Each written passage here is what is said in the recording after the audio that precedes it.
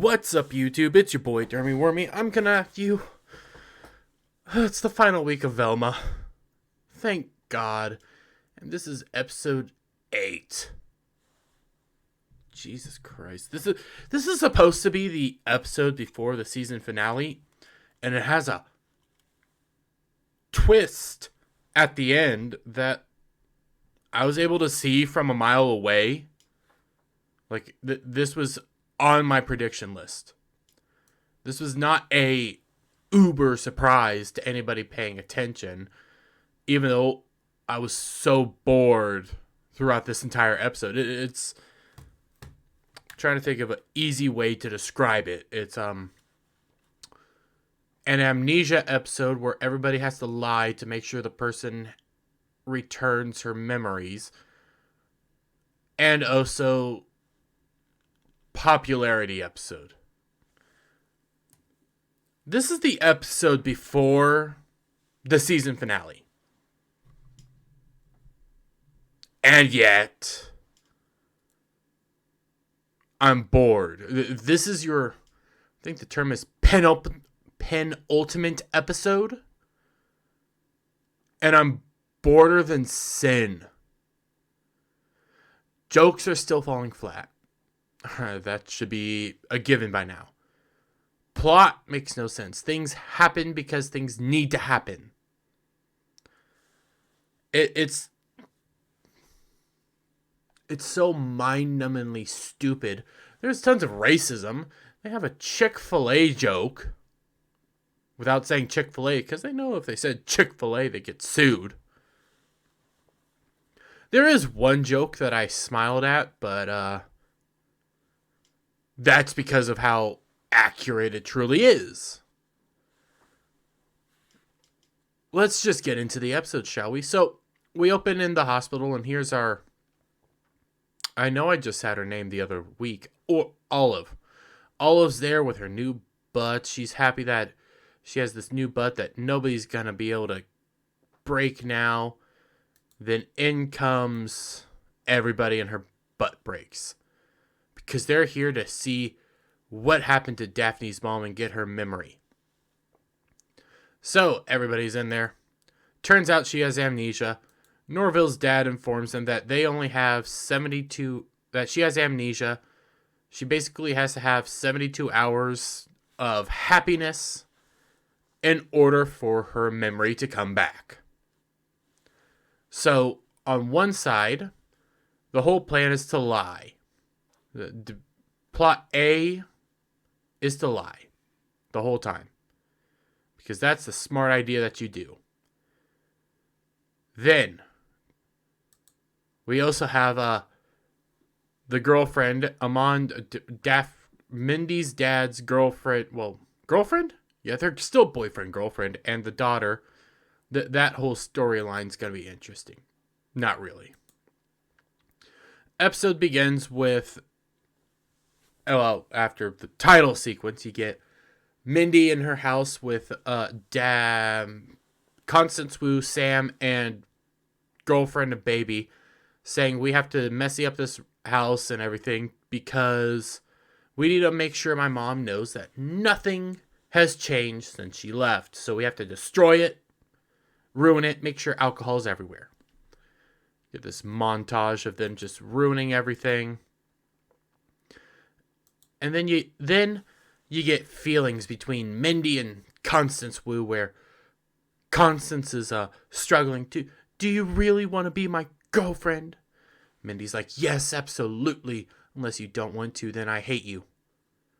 And they're talking back and forth, and they decide that they're going to come out at the Brains welcome home party, because the Brains are now popular girls. Yes, the Brains are now popular girls. You know, the Brains that everybody that were the popular girls, yeah, they're popular again and control the popularity school. But that's their plan, that they're going to come out at that thing. We have her mom comes home, sees the place, and is like, man, nothing ever really changed. Oh, we're so happy.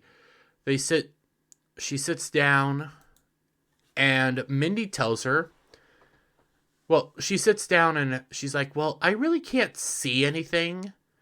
And Mindy's like, oh, well, that's because I have your glasses. Here's your old glasses. And then we get more backstory on the glasses, because the reason her mom bought the glasses is because that's when she found out about Dr. Edna Purdue. I kid you not. They then open up. We then learn what's been in the present the whole time.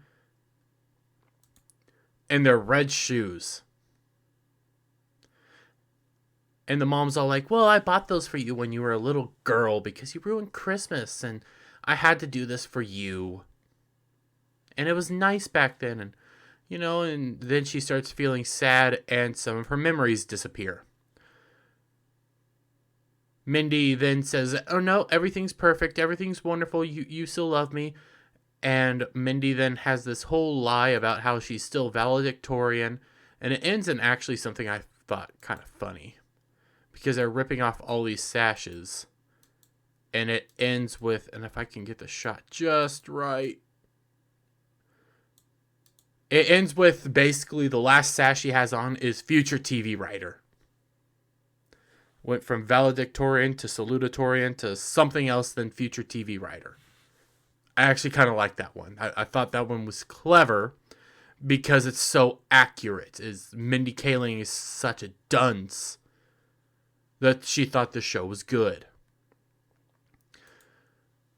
Basically, Mindy's mom is so excited to look over the whole report card situation, because she's going to reminisce with her daughter about how wonderful and popular and smart she is. The next day, we're back at the school. Brains are being the brains, popular and everything. And they confront... Well, Constance tries to come up because, popular girls. And they tell Constance that she's no longer popular. We're in charge now.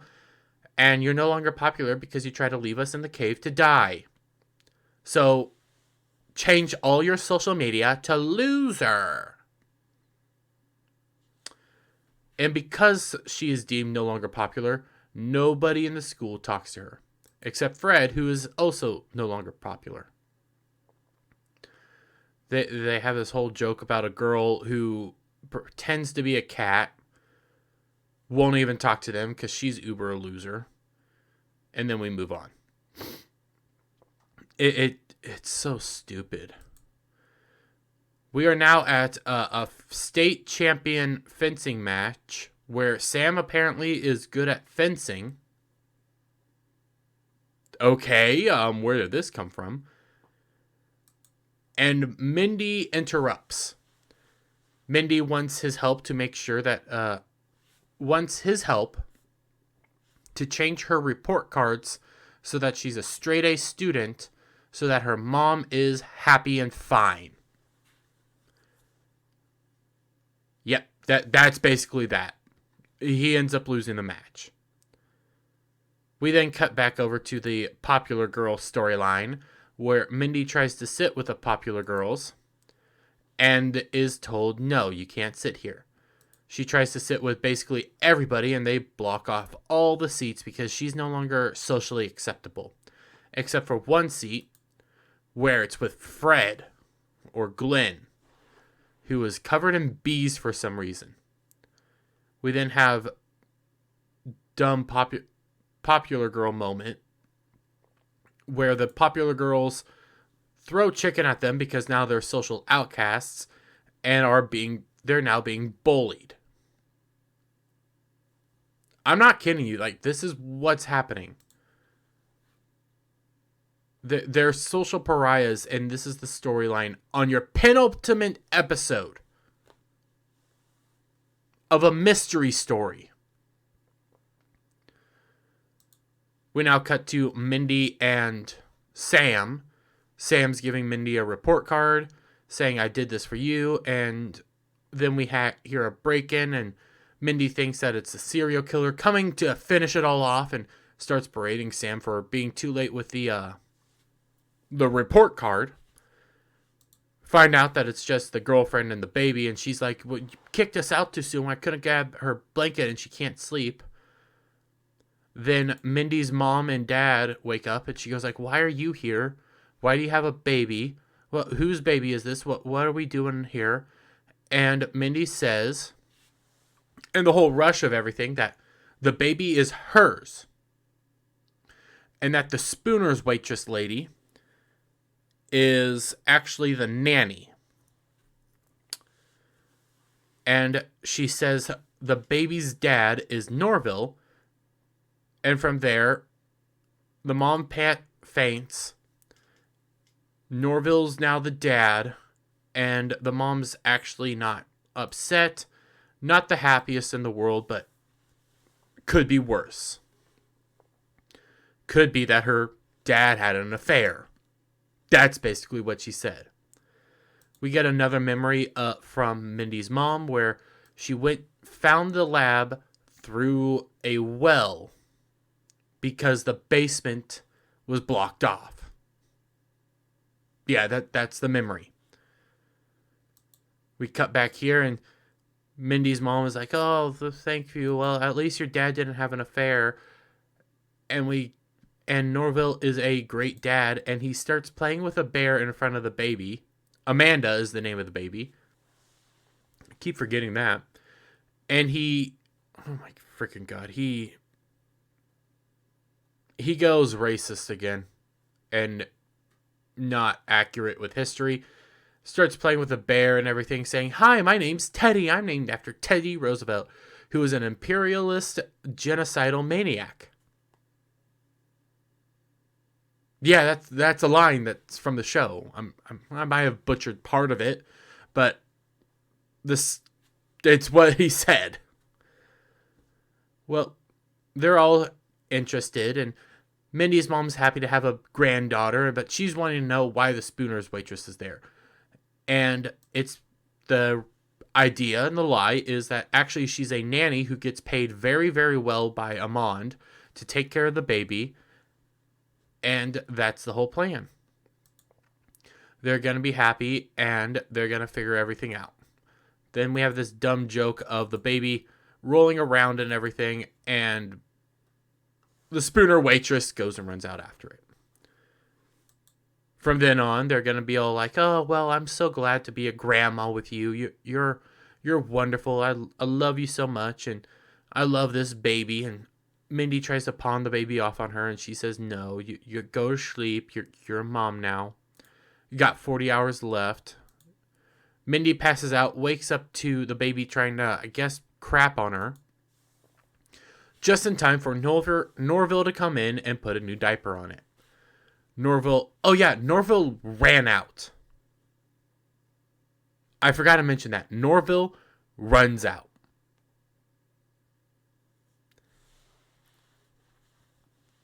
Sam runs out. And yes, he comes back, but the black father runs out of a relationship, of a wedlocked relationship.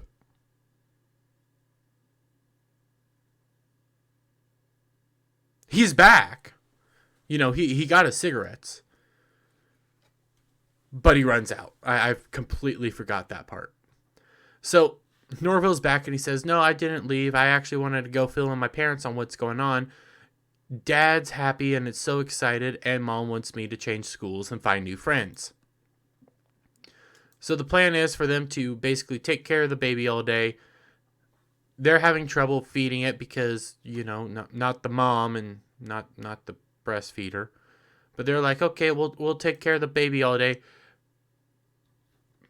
Mindy opens the door, sees Daphne there, and Mindy's all like, oh, hi, yeah, we're having something going on. I love you. And then Mindy's mom opens the door and says, oh, hi, Daphne, we haven't seen you in forever. Well, Constance. We have this whole push that, hey, girls are in love.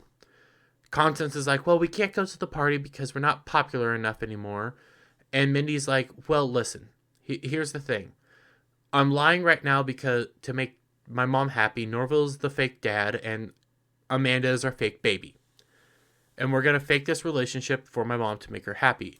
And because they're faking a relationship, Constance gets the idea that she's going to go in and fake a relationship with Glenn, Fred, to become popular again.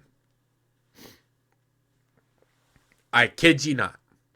So, Constance goes over to Fred's house, finds him head first in a toilet, basically passed out.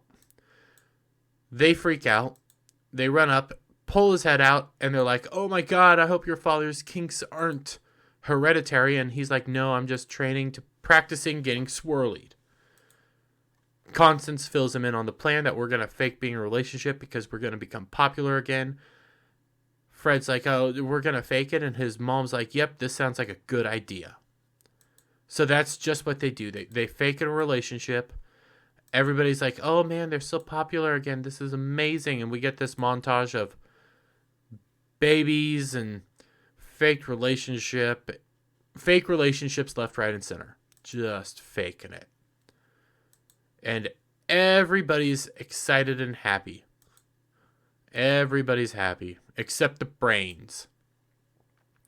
Then we get this moment where Mindy's mom walks in on all of them sleeping in the same bed, has another memory of her walking in on the serial killer, and just about to figure out who the serial killer is before everything stops.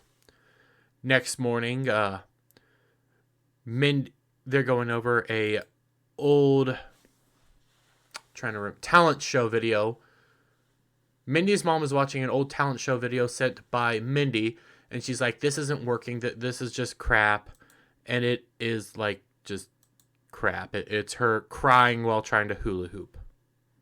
It's bad. Mindy's like, "Well, look, I'm sorry. We're gonna figure something out," and she's trying to create a fake headline in the newspaper saying that she's the bestest ever, and Sam isn't having it. Sam is actually annoyed because he likes his journalist integrity. And Mindy's like, "Well, we have to do this. We only have X amount of time left." And Sam's like, "No, this isn't going down. And you know what? You're a bad friend. You're a bad person. I can't do this anymore. I can't pretend to be your friend because you're risking my journalistic integrity." Yeah, he stands up for himself at least. Even though it's still so stupid, but he stands up for himself. Basically, now it's just Mindy alone. Mindy goes into Sam's dad's house. Wait, no, we don't actually get the breakup now. That's later. That's coming up. I don't remember what they talked about. It was about journalistic integrity, and the seeds are being planted that Mindy's an awful friend. She goes into Sam's dad's room, finds a box with a welder's mask. We get this shot of, well, basically, I mean, look at him. They set up that this is actually the serial killer. And then immediately in the next scene, at Sam's house, they're playing a game. They're all excited, oh, happy family, playing a game, all happy, happy, happy. Then the police barge in, guns drawn on Sam's dad, and he's like, "Yep, it's true. They're here for me." And Mindy confronts him with the welder's mask and all the cops.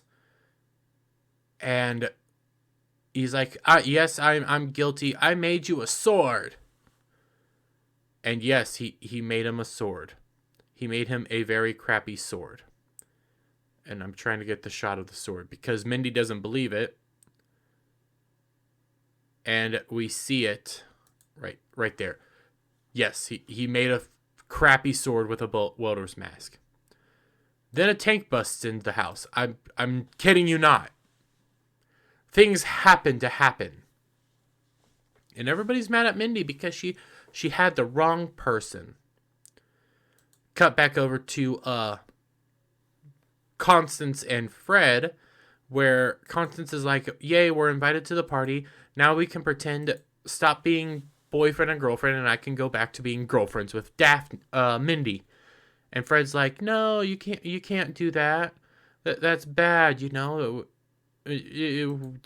We need to stay together. And Constance is like, well, I don't want to stay with you because if we keep talking about not reparations, trying to remember what affirmative action for white people, we're going to have a problem. And Glenn goes like, well, if white people are becoming the minorities, and then he gets a laser look and he runs out.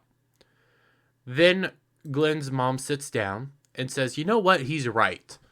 You two need to stay together because popularity is everything, and you guys can break up once you're uber popular enough to be uber powerful. And also, because of this, do you want to intern at... Excuse me. I really don't care about the show anymore. Like, it's so awful. But Glenn's mom says, do you want to intern at Jones's apparel shop? And excuse me again. You can wear a green headband. And Constance is like, oh my god, yes. You know, if you shrink down those headbands, you could put it on dogs. Glenn's mom loves it and says, keep this between us because I'm accepting of outside help, but somebody else isn't. And we find out that Glenn's dad is watching them. Angrily. Setting up that he's the potential suicide. Oh, not suicide. Serial killer. Why did I say suicide? Oh, I'm so freaking tired. This show's awful. We then cut over to Mindy and Sam, and basically the friendship is over. Sam says that she's a bad friend. He doesn't want to ever see her again. And goodbye. You destroyed the house. You're awful. Bye. And also, you look bad in orange. Mindy's like, oh, well, it's all by myself. And then she sees the baby rolling away again. So then she chases after the baby as it runs into traffic. All sorts of crazy shenanigans happen. And then we cut over to Glenn and Constance again as they're dancing on the floor at Brenda, Krista, and Lola's whole welcome home thing. Where Brenda, Krista, and Lola, the brains, set up that we think you're pretending to be in a relationship to become popular again. So this is what you're going to have to do. You guys are going to have to kiss. And Constance is like, okay, well, we'll just make out. And then Mindy walks in with the baby. And Constance is like, oh my god, why are you here? And it's, well, they're at Spooner's and the baby rolled to find her mom. Yep, that's why they're here. Mindy's all annoyed because of the kissing. And then from behind, Mindy's mom then comes in after she hears Mindy admit that she's not actually the mom.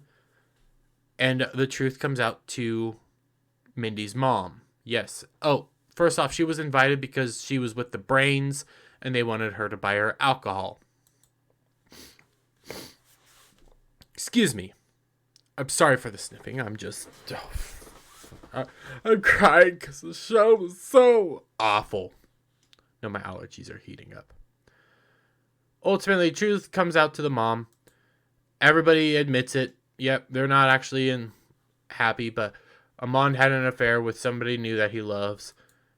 Things are all bad, and in that moment, Mindy's mom remembers who the serial killer is. It's... Bum, bum, bum. End of the episode. Oh, you want to know who the serial killer is? It's actually Mindy's mom. Because they keep it in the end credits, but I don't believe it's Mindy's mom. Even though I think it's possible that it's Mindy's mom. I don't believe it. They're not going to do that. They're going to set it up some other way. This is not going to happen. But that's that. That's the end of the episode because we get a dumb joke of the brain saying, oh, you definitely need to buy us alcohol now. But yeah, that's the end of the episode. Stupid, moronic, basically nothing, things don't happen for a reason. They just happen. ideas just flow through, and I got the season finale next. So come back here at about noon, and you'll see the season finale. All that being said, guys, if you like this video, give it a thumbs up. Share it out with your friends. Hit that subscribe button. Hit that notification bell for every time I put out a new video and go live. And I'll see you guys on the next one. Bye for now.